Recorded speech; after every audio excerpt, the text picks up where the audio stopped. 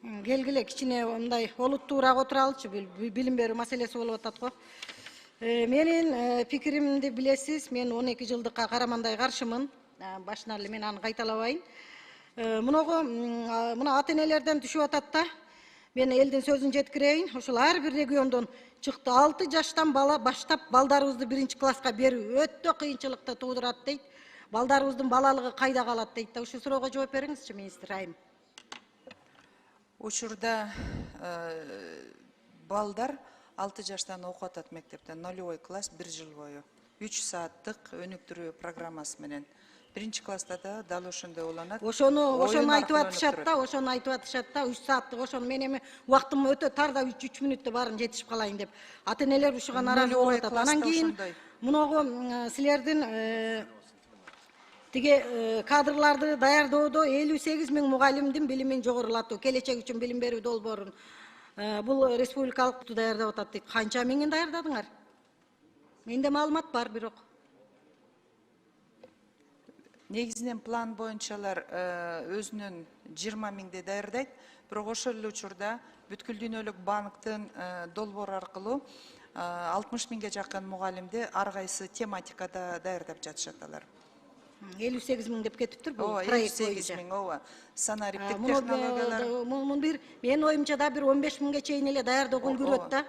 15 000 бул максимальный даярдаганда да бул эми жомокто 58 000ди мындай 1 жылдын аралыгында даярдашы өтө убакытты талап кылат. Менин оюмча бул эми бул механизм кандай кыласыңар билбейм, бул оор маселе. Ана мыногу немени айтып атамын да, мына жумушчу топтолдук, анан кийин эл аралык тиги стандартты айтып атасыңар, жаңыча стандарт. Бул мен уккан маалымат боюнча жумушчу топ чогула элек али. Анан мыногу мен айтып атамын да, мына жаңы стандарт мына азыр коллегияга эми даярдалып атса, силердики коллегияга эми даярдалып атса, программа стандарттын негизинде программа болот. Сиз экөөбүз жакшы билесиз. Программа жок болсо китеп кантип жазылат?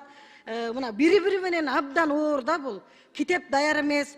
Анан былтыры 24-25ке даярдайбыз дедиңер, даяр болбой калдыңар. 23-26га дагы ушул даяр болбой калат го деп турамын.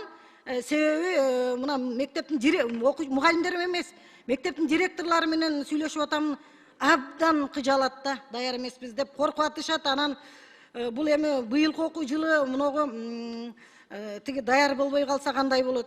Мына кыргыз тили менен адабиятты бириктиребиз деген ары каттап суу кечпеген бир сунушуңар болду. Мен аны да угуп туруп атам. Айланайындар ай. Мунун ар бир адабий окуу деген предметтин өзүнүн функциясы бар да. Ал кантип анан тиги биригип калсын дейм да тил мененчи. Ушуга кандай дейсиз? Ушуга окшогон интеграция деп атасыңар да. Интеграциянын да бир заманбап методологиясы болот да. Ушуга кандай дейсиз? Бул ушуга окшогондорду алып чыкпагылачы. Мектептин мугалимдери коркуп атат да. Кандай дейсиз ушул? Неге тил менен адабиятты бириктиресиңер? Мен каршымын буга, болбойт да мындай. Улутту жоготуп алабыз го. Сиз анан муногу эмени сүйлөп атасыз да, уңгу жолду. Мына уңгу жолду азыр мен өткөндө да доклад жасаганмын. Сиз тарбия боюнча сүйлөбөдүңүз, илим боюнча сүйлөбөдүңүз, маданият боюнча сүйлөбөдүңүз, мектепке даярдык. Эгер уңгу жолду негизги багытыбыз дедиңиз да, ошодон улам айтып атамын да. Кандай дейсиз буга? Бул боюнча мен Кыргыз билим берүү академиясынын жетекчисинин жооп берүүсүн сурайм. Жумушчу топ түзүлгөн. Толугу менен биз биринчи жолу эл аралык эксперттерди жана донорлорду пайдаланбай, ички өзүбүздүн адамдык капитал менен иштеп чыктык. Назира Кубанычбековна жооп берип койсоңуз. Камила Абдразаковна, саламатсызбы?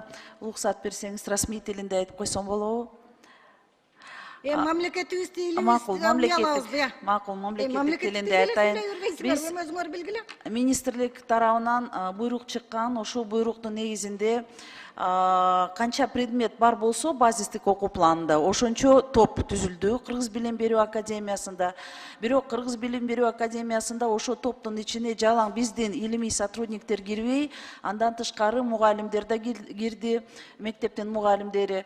Наристе боюнча биринчи биз жасаган кадамыбыз наристе программаны биз полностью совершенствовать этип, башкача кылып, аны содержательный программа кылып, биринчи класска эми бизде 7 предмет болот биринчи класста. Кыргыз тили жана окуу, орус тили жана окуу, математика, мен жана дүйнө.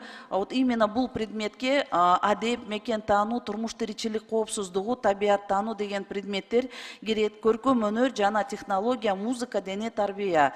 Наристе программасында ошол эле предметтер бар болчу, бирок алардын аталышы предметтик программалар деп аталып Сиз айтсаңыз, канча жол жумуш жасап отурдуңар стандарт боюнча? Эми 7 группа бизде базистик окуу планында 27 предмет бар. Ошо 27. Жо, мен суроома жооп бериңиз. Жумушчу топ канча жол жыйын өткөрдүңөр деп атам. Биз жарым жылдын ичинде иштеп жатабыз. Жарым жылдан бери эле иштеп Жумушчу жатабыз. топтогу башка кишилер башка маалыматты берип атат мага.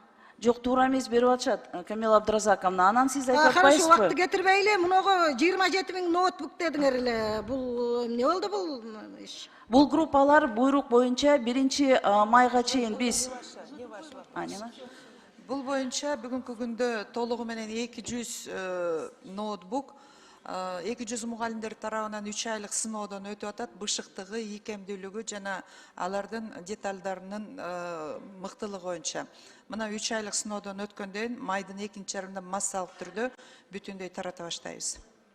Мына электрондук каттоо системаңарда эмне үчүн көйгөйдү карабайсыңар?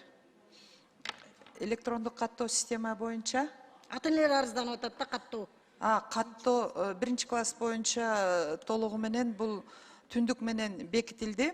Бүгүнкү күндө каттоодо бир проблема ата-энелердин пропискасы. Өздөрү 20 жыл жашаса дагы турбаптыр. Анан биз 2-чи раундунда да мүмкүнчүлүк берип жатабыз. Анан шаардын талаптарын дагы эске алып, бүгүнкү күндө 2-июндан баштап ар бир бала билим берүү системасына тартылат. Каттылат.